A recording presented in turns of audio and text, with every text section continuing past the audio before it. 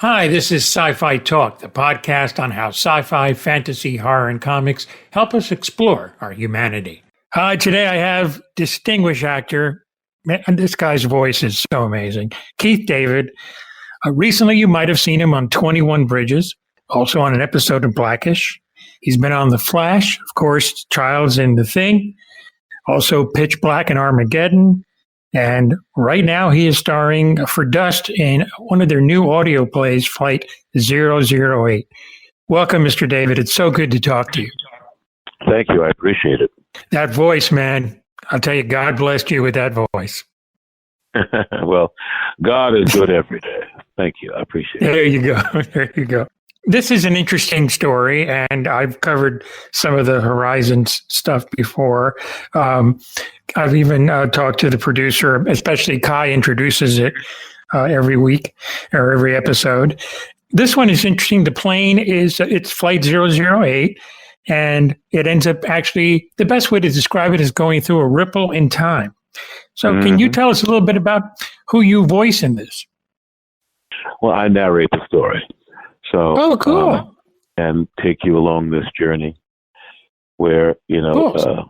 by the end, I think you're surprised at the outcome because, one of the things that occurred to me when I was listening to it is what at night may seem so scenic could be cynic in the light. Wow. I like that.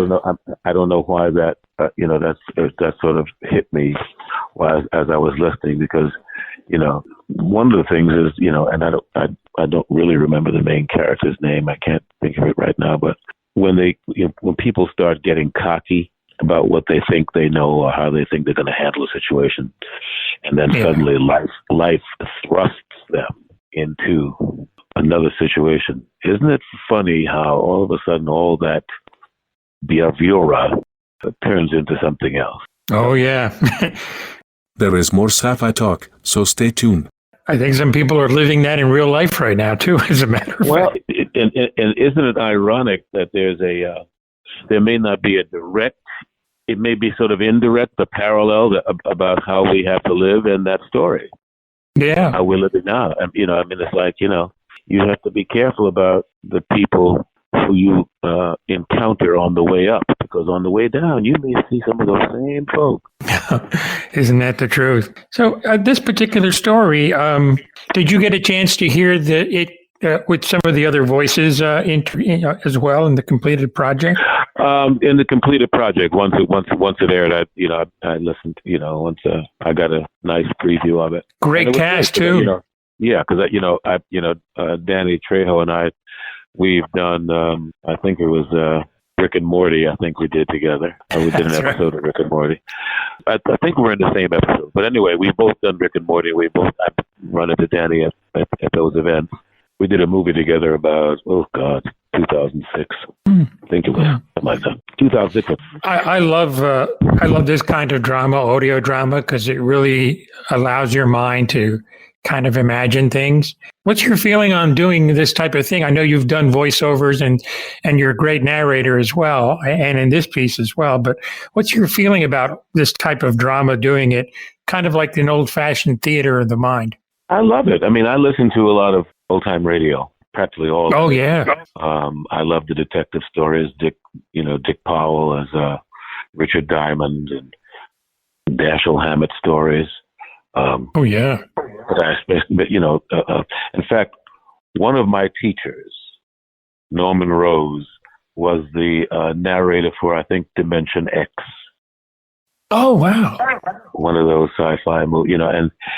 I had always heard while I was in school, and that was a while ago, but about how, Norman was famous.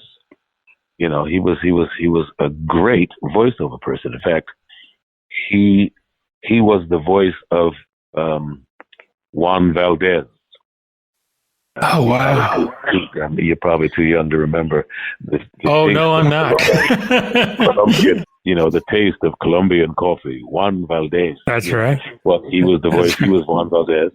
he was also like the voice of CBS announcer. Yeah. I remember him coming in talking about he was the voice of Chevrolet Chevette. Wow. Yeah. Boy, that brings back memories, I'll tell you. Oh yeah. In those days, great actors were always on the radio. You had William Conrad, Oh, yeah. John Daner. Mm. Really, really, really wonderful actors. And Oh, yeah. so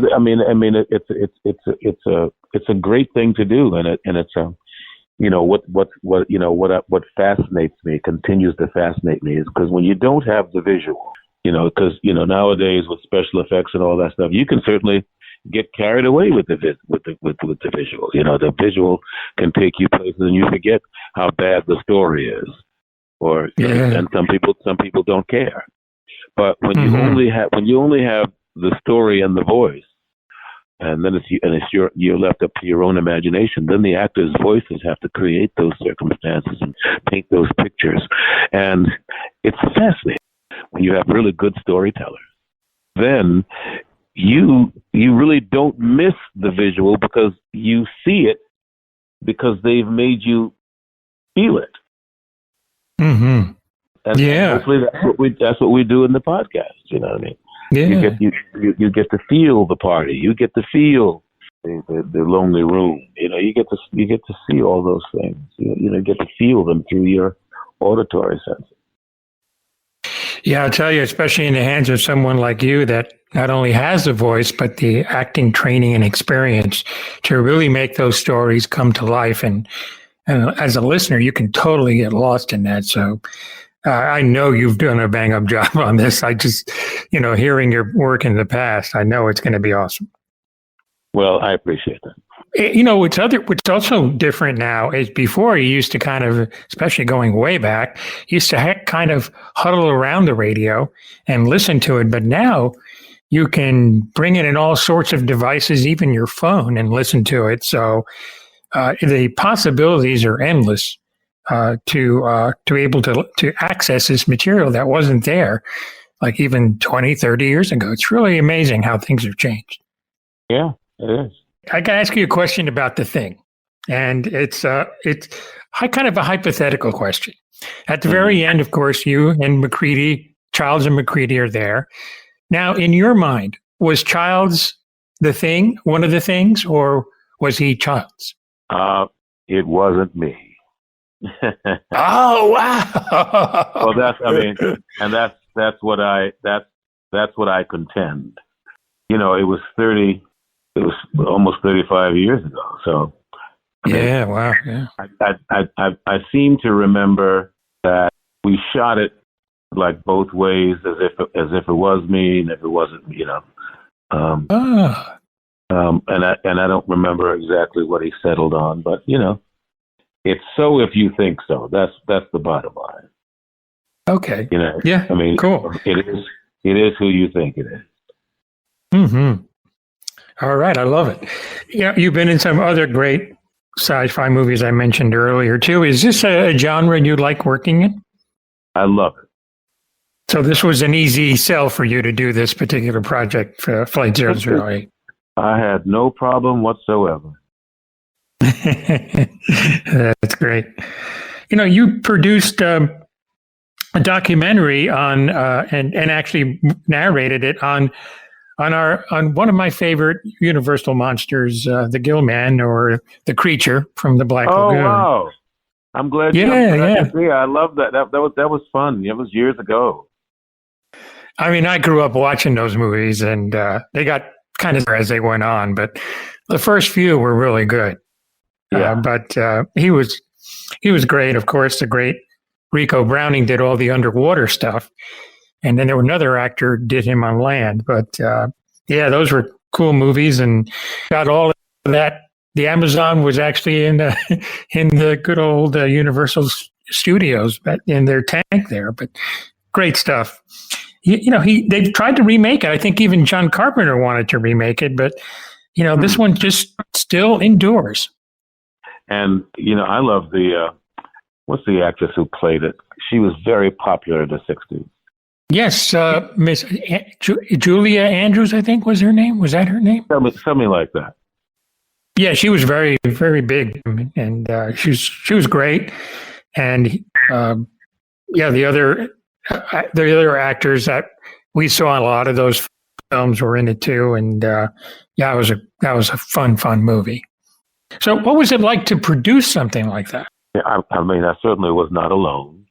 So, I had a lot of, really good help, and a lot of,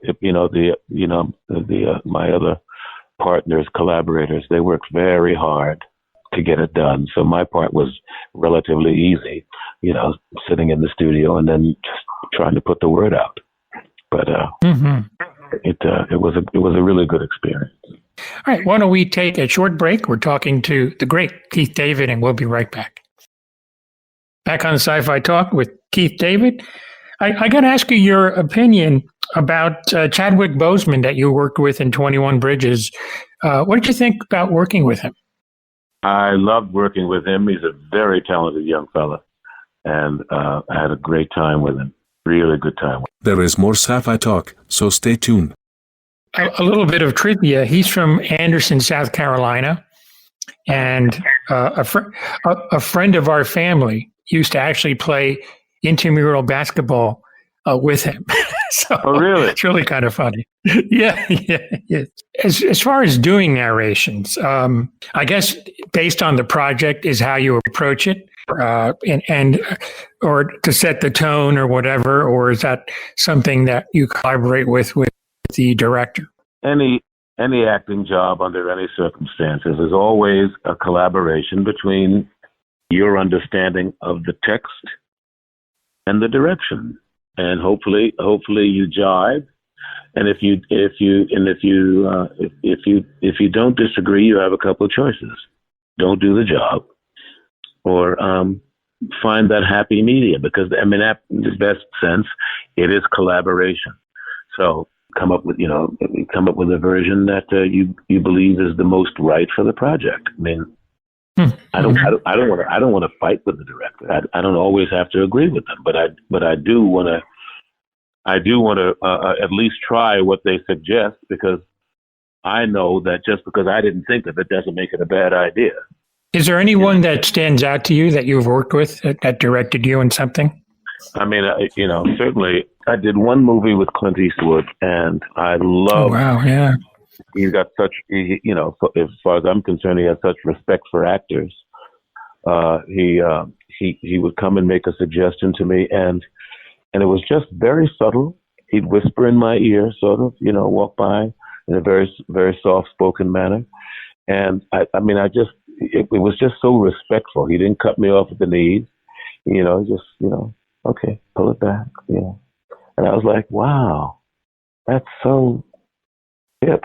In the theater, I worked with another director, George Wolfe, who just instilled such confidence that, I was a little bit nervous before the opening. And he said to me, relax, you can't make any mistakes. You're the chimney man. And I was like, wow. So, I mean, and what it does, it eases that anxiety, because we all, right before a show opens, we're all a little anxious. There's always a little bit of angst, but good directors know how to ease you out of that in a nice, comfortable way. Mm-hmm. Well, that's cool. From what I've heard about Mr. Eastwood is that he's kind of known as, his nickname is One Take Eastwood. He just goes with the first take that the actors give to him. Do you remember that being the case? I don't necessarily remember that. Mm-hmm. But I do remember told the story he wanted to tell. Sometimes you want to do it again, but I've worked with many directors. Spike Lee, if once he gets what he wants, then it's time to move on. Now that doesn't mean that he won't give you a chance to do it again if you really need to, and that it might not change his mind. But I think when you're directing a scene in the movie, the director is looking for something, a piece of the puzzle that fits in a certain way that I might not be privy to. So once he gets that take, maybe he does another for safety.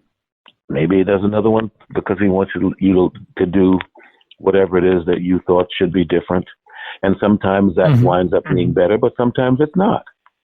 Sometimes the best performance comes when you're surprised. There are a lot of smart actors, actors who really think about their performances.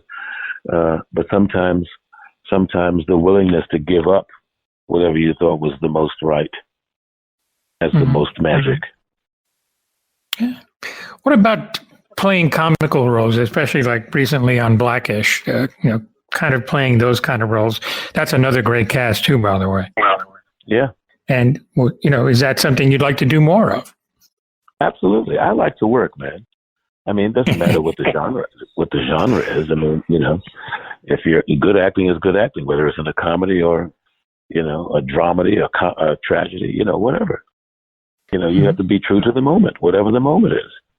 A lot of times, and comedians and comedy is harder because you got to take it that much more serious. When Keith is telling a joke, sometimes I think it's so funny I laugh at my own jokes. But when you're playing comedy, you don't play for the laugh. You play for the reality of it. It's funny because it's so truthful. That's so true. Have you ever had a desire to step behind the camera and direct? Absolutely. And I'm hoping to do that sooner than later, but it'll come when it comes. Any particular type of story that you are interested in telling? Good stories. There you go. I mean, it's got to be something that I believe in. So, sure. I mean, that's what I'm sort of negotiating a project right now, and we're seeing if we can, if all the elements can come into place, I'll be directing. Oh, cool. There's a project, I talked to several actors involved with this, it's kind of sitting in post-production limbo, but called the Gettysburg Address. And I feel like we're being cheated because you're portraying Frederick Douglass and reading his words. So, man, I'd love to hear that. I wish they would kind of get it done because it sounds like a really neat project. Well, you know where to find me. There's another film that good old IMDb list called Follow, where you play Reverend Thomas, but that I don't think it's even. I think it's in the script stage from from what it says. Yes, I'm saying if I'm getting my projects right, that's a really interesting little kind of sci-fi. Oh, really? Cool. Well, sci-fi, vampire-ish, kind of thing. I don't even think it's close to the final edit yet, but now that we've had all this downtime, perhaps it's more close to being finished than I thought. So you may see it sooner than later. What's it been like for you during this whole, pandemic that we're all experiencing? Like, how has it been for you? I have faith in the God of my understanding that we will get through this. Yeah. The biggest lesson is to learn, how to be better human beings, how to treat each other better. I mean, this, if nothing else, I mean, the isolation has it can be a little, stir crazying, but it's really, for me, it's a time to gather with my family. I work a lot and I work a lot out of town. So I've had a chance to really bond with my family. I still have, and that's been wonderful, and it has its challenges sometimes. Human nature, nobody likes to be forced to do anything. Right. But the biggest lesson for me is a societal collaboration. You see, there are some places where people are getting so stir crazy. They're saying, to hell with the politicians, to hell with the science, to hell with whatever you've been telling me on television and in the media. I want to go outside, and we should be allowed to go outside. Well, I think that's stupid. Until they understand the nature of this beast and how it's spread, and get a system of testing, so we know, exactly how to control it and how to keep it at bay. Well, you're putting yourself and everybody around you at risk. And the thing to be taken seriously is this. I mean, whatever it is, whether it's a man-made thing, to exercise population control, or something that's got out of, whatever it is, you need to pay attention. Stay home until we understand exactly what it's about. I've never experienced in my lifetime anything taking this long. But that's the nature of the beast. They had the Spanish flu in 1918 or whatever it was. You had the bubonic plague. You had, there are several times when these things have come up in society and come up in nature. Well, pay attention. I mean, there were times in the Middle Ages, these things wiped out, half of the population of the world. Yeah. Well, that could happen. So pay attention. I mean, with an idiot in the White House, I don't listen to you. Don't listen. I mean, I'm sorry if I offended you, but you did not offend me. Trust me. Look, it's like you can't trust anything he says about anything, really. Oh, you have to listen to the science around him. That's right. Whether he pays attention or not. I mean, this man will have you put Lysol in your he will advise you to take Lysol intravenously. He's a stupid. It's stupid the way he handles things and the way he has handled things. Well, you're preaching to the choir here. I'll tell you that. Well, so you better pay attention to some of the other scientists that are trying to advise. I do. Because, you have to really pay attention to them, and also we're blessed with a fantastic governor who's been amazing during this whole thing. I like him. He's done well. You really see the measure of a man or a woman during a crisis like this, and I'll tell you, he's won a ton of respect from a lot of people. So he's been amazing. So we're very lucky to have him, and also Governor Newsom out in California too has been amazing too. So really got a handle on it, and got to give him a lot of credit. Yeah, the governors have been fantastic. I mean, there's really, with few exceptions, they've really done their jobs well and taken care of their people based on what resources they have, which isn't much. But I've been very proud of them and what they've done. So and I love that they have decided that they will come together and take their fate into their own hands. And not listen to some kind of government, a White House mandate that they have to do something, letting people do what they want to because they get anxious. Anxious people can be also a stupid mob. When you let your anxiety, get the best of you, it puts everybody in danger. Mm-hmm. Nobody wants to be cooped up. But if it's going to save your life, I mean, first of all, you want to open up you're so bad you want to go back to work and open up your business. Who is going to come to your business? I mean, maybe a few other anxious dummies. But is that going to make you a nut? Is that really going to prosper your business? I don't think so. So no, this is a marathon. We have to ride it out. You can't let anxiety run your life. That's right. It's crazy. I mean, it's all crazy. Mm-hmm. But we are all in this together. If we remain together, some positive things can come out of this. If we allow anarchy to prevail, then we're all in trouble. Yeah, I hear you there. We are all in this together. So what the arrogance and stupidity of some will affect all of us, and sometimes adversely. Yeah, it's amazing. Oh, well, certainly take care of yourself, because I consider you a real treasure and such a great actor that we'd love to have stick around for a long while. Well, I really appreciate that, man. Thank you so much. The thing about doing this job, you get a chance to talk to people whose work you've respected for years. And I certainly put you in that category. I mean, every role that you never, maybe the movie might not be that great, but you always give your best, and you do it very well. So it's been an absolute pleasure to talk to you. You too, man. Okay. Take care, and God bless, and stay safe. Okay, you too, man. And thank you all for listening to Sci-Fi Talk, and you stay safe as well. Take care now. All Bye-bye. right. Bye-bye. Hi, I'm David Winning. I'm the director of Blood Ties and Something Beneath and many episodes of Andromeda, and you're listening to Sci-Fi Talk.